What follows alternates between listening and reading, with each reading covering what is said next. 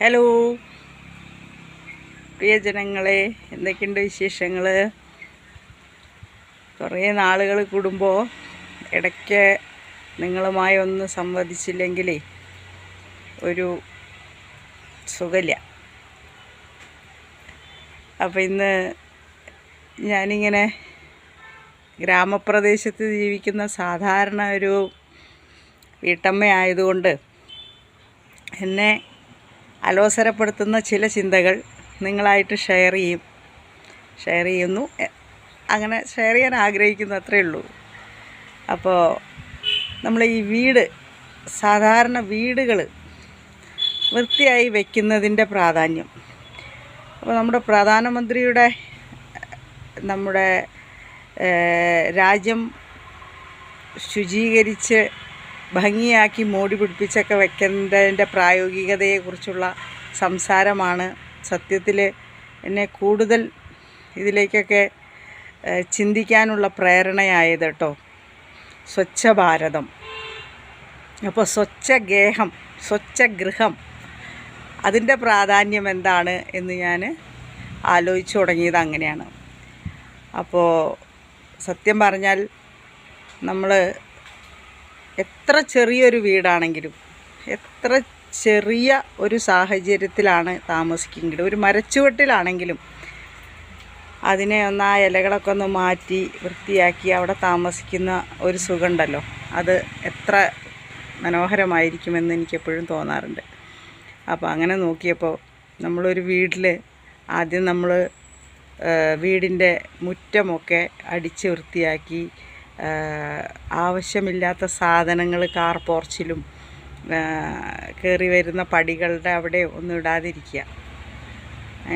ചെരുപ്പുകൾ സൂക്ഷിക്കാനൊക്കെ ആയിട്ട് പ്രത്യേകം ഒരു സാഹചര്യം. പുറത്തുനിന്ന് വരികയാണെങ്കിൽ കാലൊക്കെ ഒന്ന് നന്നായി കഴുകി, ഒരു ചാക്കേ ഉള്ളെങ്കിലും പുറത്തൊരു ചാക്ക്, നല്ല വൃത്തിയുള്ളൊരു ചാക്ക് വിരിച്ച് അതിൽ കാലൊക്കെ ഒന്ന് തുടച്ച് ചെരുപ്പുകളൊക്കെ ഒന്ന് കഴുകി ഒരു ഭാഗത്ത് വൃത്തിയായി വെള്ളം വാർന്നു പോകാനായി വെച്ച് അതിനുശേഷം അകത്തേക്ക് കയറുക. പ്രാഥമികമായിട്ട് ചെയ്യുക. അകത്ത് നമ്മുടെ സോഫയിലും ഉമ്മറത്തെ ടീപ്പോയിലും ഒന്നും കുറേ സാധനങ്ങൾ ഇങ്ങനെ വലിച്ച് വാരിയിടാതെ, പേപ്പറാണെങ്കിലും വായന കഴിഞ്ഞാൽ അതിനെ ഭംഗിയിൽ അതേപടി മടക്കി വെച്ചൊരു പേപ്പർ വെയിറ്റൊക്കെ വെച്ച്, പുസ്തകങ്ങളോ മറ്റ് സാധനങ്ങളോ ഒക്കെ ഉണ്ടെങ്കിലൊക്കെ ഒന്ന് ഒതുക്കി വെച്ച്, അതുപോലെ തന്നെ നമ്മുടെ സോഫയുടെ മുകളിൽ കുട്ടികൾ സ്കൂൾ ബാഗ്, സോക്സ്, സോഫയുടെ ഒരു എന്താ പറയുക പൂമുഖത്ത് തന്നെ ചിതറക്കിടക്കുന്ന ഷൂകൾ, പുസ്തകങ്ങൾ, അങ്ങനെ പലതും നമ്മൾ പെട്ടെന്ന് ചെന്ന് നോക്കുമ്പോൾ നമുക്കൊരു അസ്വസ്ഥത തോന്നുന്ന വിധത്തിൽ കിടക്കുന്നൊരു മുറി ഉണ്ടെങ്കിൽ അതിനെയൊക്കെ ഒരു 10-15 നിമിഷം നമ്മൾ സത്യസന്ധമായിട്ട് ശ്രമിച്ചാൽ വൃത്തിയാക്കി വയ്ക്കാനായിട്ട് സാധിക്കും. അപ്പോൾ അങ്ങനെ നമ്മൾ ഡൈനിങ് ടേബിളിൻ്റെ മുകളിലാണെങ്കിൽ ഒരു ഉപ്പും പാത്രം, വേണമെങ്കിൽ ഒരു അച്ചാർ സൂക്ഷിക്കുന്ന കുപ്പിയോ അങ്ങനെ എന്തെങ്കിലും, അത്രേ പാടുള്ളൂ. ബാക്കിയുള്ളതെല്ലാം നമുക്ക് സ്റ്റോർ റൂമിലേക്കോ മറ്റ് പരിസരങ്ങളിൽ അത് വെക്കേണ്ട അതാത് സ്ഥലങ്ങളിലേക്കോ മാറ്റി വയ്ക്കാവുന്നതാണ്. അടുക്കളയിലാണെങ്കിലും പാത്രങ്ങളെല്ലാം കഴുകി വൃത്തിയാക്കി ഒരു സ്റ്റാൻഡിലോ മറ്റ് സ്ഥലങ്ങളിലോ അതിനായി വെച്ചിട്ടുള്ള സ്ഥലങ്ങളിലോ അപ്പോൾ മാറ്റി വയ്ക്കുന്നത് വളരെ നല്ലതായിരിക്കും. സ്റ്റോർ റൂമിൽ പാത്രങ്ങളൊക്കെ കഴുകി തുടച്ച് കൊണ്ടുപോയി വെച്ച് കഴിഞ്ഞാൽ നമ്മുടെ അടുക്കള എപ്പോഴും വൃത്തിയായിട്ടിരിക്കും. അതുപോലെ തന്നെ നമ്മൾ പാചകം ചെയ്തുകൊണ്ടിരിക്കുമ്പോൾ തന്നെ നമ്മൾ ഇപ്പോൾ പച്ചക്കറികൾ അരിയുകയാണെങ്കിൽ ഒരു ചെറിയ പാത്രം കൂട്ടത്തിൽ വെച്ചിട്ട് അതിൻ്റെ വേസ്റ്റും സാധനങ്ങളൊക്കെ ആ വെച്ചിരിക്കുന്ന പ്ലേറ്റിലേക്ക് ശേഖരിച്ച് അത് നമ്മുടെ തെങ്ങിൻ്റെ ചോട്ടിലോ ചെടികളുടെ ചോട്ടിലോ അപ്പോൾ തന്നെ കൊണ്ടുപോയിട്ട് അതിന് ശേഷം നമ്മൾ പാചകം തുടങ്ങുകയാണെന്നുണ്ടെങ്കിൽ അതും വളരെ നല്ലൊരു കാര്യമായിരിക്കും. അതുപോലെ തന്നെ നമ്മൾ പാചകശേഷം സ്റ്റൗവൊക്കെ ഒന്ന് തുടച്ച് വൃത്തിയാക്കി ഭക്ഷണ സാധനങ്ങളെയൊക്കെ അതാത് കുഞ്ഞിയ പാത്രങ്ങളിലേക്ക് ഒഴിച്ച് വിളമ്പാൻ പാകത്തിന് വെച്ച് മറ്റു പാത്രങ്ങളെ ഒഴിച്ച് മൂറി സുരക്ഷിതമായി വയ്ക്കുക. നമ്മൾ ഫ്രിഡ്ജിലേക്ക് കൊണ്ടുപോയി വയ്ക്കാനും പകർത്തി വയ്ക്കാനുള്ള ചെറിയ പാത്രങ്ങളിലേക്ക് ആക്കി കൊണ്ടുപോയി വയ്ക്കുക. പിന്നെ അനാവശ്യമായിട്ട് സാധനങ്ങൾ മേടിച്ച് കൂട്ടാതിരിക്കുക. പാത്രങ്ങളാണെങ്കിലും വസ്ത്രങ്ങളാണെങ്കിലും ഗൃഹം മോടി പിടിപ്പിക്കാനുള്ള സാധനങ്ങളാണെങ്കിലും ഒന്നും ചേരാത്തടത്ത് വയ്ക്കരുത്. ആവശ്യത്തിന് മാത്രം ഭംഗിയായ ഗൃഹം അലങ്കരിച്ച് വയ്ക്കുക.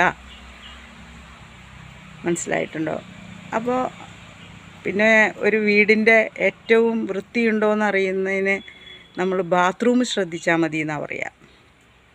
മനസ്സിലായോ? ബാത്റൂമിനകത്തും ക്ലോസറ്റ് വാഷ് ചെയ്യുന്ന ബ്രഷ്, അതുപോലെ തന്നെ ഒരു സോപ്പ് കേസ്, ഒരു ടവല്, ഇത്രയും സാധനങ്ങൾ മാത്രമാണ് ഒരു ബാത്റൂമിനകത്ത് ആവശ്യമുള്ളൂ.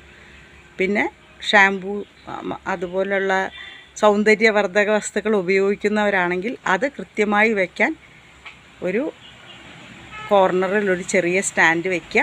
അതിൽ ഭംഗിയായി അടുക്കി വയ്ക്കുക. ടൂത്ത് ബ്രഷ്, ടൂത്ത് പേസ്റ്റ് അതെല്ലാം കൂടി ഒരു തൊട്ടടുത്ത് തന്നെ അത് സ്ഥാപിക്കാനായിട്ടും വൃത്തിയുള്ള ഒരു ചെറിയ സംവിധാനം ഉണ്ടാക്കുക. ഇതൊക്കെ നമ്മുടെ സാമ്പത്തിക നിലയ്ക്കും സാഹചര്യങ്ങൾക്കും അനുസരിച്ച് പല വിലകളിലും പല നിറങ്ങളിലും പല ചുരുങ്ങിയ ചിലവുകളിലും കിട്ടും. നമ്മൾ കുറച്ച് സമയം ശ്രദ്ധിക്കുകയാണെങ്കിൽ ഇതെല്ലാം വൃത്തിയാക്കാനായിട്ട് നമുക്ക് സാധിക്കും. മനസ്സിലായോ? പുറത്തുനിന്ന് വന്നു കഴിഞ്ഞിട്ട് ഈ ചെരുപ്പുകൾ നമ്മുടെ വരാന്തയിലും കാർ പോർച്ചിൻ്റെ മുന്നിലും സ്റ്റെപ്പിലും എല്ലാം നിരത്തി ഇട്ടിട്ടുണ്ടാവും. എല്ലാവർക്കും 4ഉം 5ഉം ചെരുപ്പുകളും ഉണ്ടാവും. അത് തന്നെ അലോസരപ്പെടുത്തുന്ന ഒരു കാഴ്ചയാണ്. അപ്പോൾ അതെല്ലാം നമ്മൾ ഷൂ റാക്കുകളിലെ ഉള്ളിലേക്ക് എടുത്ത് വയ്ക്കുക. അറ്റ്ലീസ്റ്റ് കയറി വരുന്ന ഉമ്മറത്ത് നിന്ന് മാറ്റി വേറെ സ്ഥലങ്ങളിൽ വൃത്തിയായി വയ്ക്കുകയാണെങ്കിൽ പിന്നെ അടുത്ത പ്രാവശ്യം പുറത്തേക്ക് ഇറങ്ങുമ്പോഴല്ലേ ആ ചെരുപ്പിൻ്റെ ആവശ്യമുള്ളൂ. അതിങ്ങനെ വെയിലും കാറ്റും മഴയും കൊണ്ട് അവിടെ കിടക്കേണ്ട ആവശ്യമില്ലല്ലോ.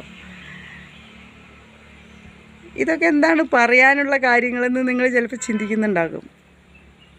പക്ഷേ സത്യത്തിൽ ഇതെല്ലാം വലിയ വിഷയങ്ങളാണ്. മനസ്സിലായോ? ഭക്ഷണം കഴിഞ്ഞ് കഴിഞ്ഞാൽ ഊൺമേശയുടെ മോൾ ഭാഗമെല്ലാം നന്നായി തുടച്ച് ഉണക്കിയിടേണ്ടത് അത്യാവശ്യമാണ്. ഇതൊക്കെ ഇങ്ങനെ കഴിച്ച ഭക്ഷണത്തിൻ്റെ അവശിഷ്ടങ്ങൾ വീണ് കിടന്ന് നേരത്തോട് നേരം കിടക്കുന്ന സ്ഥലങ്ങൾ ഞാൻ കണ്ടിട്ടുണ്ട്.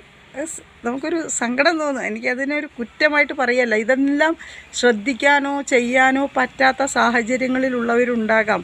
പക്ഷേ ഞാനതിൻ്റെ വേണമെങ്കിൽ ചെയ്യാവുന്ന കാര്യങ്ങളെക്കുറിച്ചാണ് സംസാരിക്കുന്നത്. അതുപോലെ കാറ് നമ്മൾ കഴുകുകയാണെങ്കിൽ മുറ്റത്തിട്ട് കാറ് കഴുകിയിട്ടുണ്ടെങ്കിൽ അതിൻ്റെ ചക്രങ്ങളിലുള്ള അഴുക്കും മണ്ണും പൊടിയും മുഴുവൻ ഉമ്മർത്ത് തന്നെ വീഴും. അതിനെക്കുറിച്ച് അപ്പുറത്തേക്കോ ഇപ്പുറത്തേക്കോ വശങ്ങളിലേക്ക് മാറ്റിയിട്ട് അല്ലെങ്കിൽ പടിക്ക് പുറത്തിട്ട് അതിനെ കഴുകിയിട്ട് നമ്മുടെ വളപ്പിൻ്റെ തന്നെ ഭാഗത്തേക്ക് വെള്ളം ഒഴുകി പോകാനുള്ള സംവിധാനങ്ങളോ അങ്ങനെ എന്തെങ്കിലും ഉണ്ടെങ്കിൽ അത് ചെയ്യാം. മറ്റുള്ളവർക്ക് ഉപദ്രവം ഉണ്ടാക്കരുത് കേട്ടോ. നമ്മുടെ വേസ്റ്റ് പുറത്ത് കൊണ്ടുപോയിട്ടിട്ട് നമ്മളാളായിട്ട് കാര്യമില്ല. പിന്നെ എനിക്ക് എപ്പോഴും ഒരു NGO ഒരു സംഘടന തുടങ്ങണമെന്ന് താല്പര്യം തോന്നാറുണ്ട്. നമ്മുടെ വീടിൻ്റെ മുറ്റം, നമ്മുടെ വീടിൻ്റെ റോഡിൻ്റെ സൈഡ് അതൊക്കെ മാലിന്യവിമുക്തമാക്കി ഇടാൻ ഓരോ വീട്ടുകാരും ശ്രമിച്ചാൽ പഞ്ചായത്തിൻ്റെയും ഭരണകർത്താക്കളുടെയും മാത്രം ഉത്തരവാദിത്തത്തിലേക്ക് അത് മാറ്റാതെ നമുക്ക് കൂടി ഒരു കോൺട്രിബ്യൂഷൻ ചെയ്യാനൊരുങ്ങിയാൽ നല്ല സൗന്ദര്യവൽകൃതമായ പാതയോരങ്ങളൊക്കെ നമുക്കുണ്ടാകും. അന്യരാജ്യങ്ങളിലൊക്കെ ഞാൻ പലപ്പോഴും ജീവിക്കേണ്ടി വന്നിട്ടുണ്ട്, യാത്ര ചെയ്യേണ്ടി വന്നിട്ടുണ്ട്. അവിടുത്തെ സംവിധാനങ്ങൾ ആലോചിക്കുമ്പോൾ അവിടുത്തെ മനുഷ്യരെ ബോധവൽക്കരിക്കുകയാണ് അവർ ചെയ്യുന്നത്. ഇപ്പോൾ ഞാൻ കാനഡയിൽ ജീവിച്ചിരുന്നു. കാനഡയിലൊക്കെ എങ്ങനെയാണെന്ന് വെച്ചാൽ നമ്മുടെ വീടിൻ്റെ മുൻവശത്തുള്ള പൂച്ചെടികളൊക്കെ വെട്ടിയൊരുക്കി അതിൽ വീഴുന്ന ഇലകളൊക്കെ വൃത്തിയാക്കേണ്ട ചുമതല ആ വീട്ടുകാർക്കാണ്. അത് ചെയ്തില്ലെങ്കിൽ അവരുടെ ഗവൺമെൻറ്റിൻ്റെ ഭാഗമായ ആൾക്കാർ വന്ന് നമുക്ക് പിഴ ചുമത്തും. ഇവിടെ എങ്ങാനും പിഴ ചുമത്തുന്ന ഒരു സംഗതി പറഞ്ഞു നോക്കൂ. ഇൻകുലാബ് സിന്ദാബാദ് എന്ന് പറഞ്ഞ് എല്ലാവരും കൂടി നിരതല ചെവിതല കേൾക്കാതെ വന്ന് നിരന്നോളൂ അല്ലേ. അപ്പോൾ നമുക്ക് പൗരബോധം ഉണ്ടാവുക.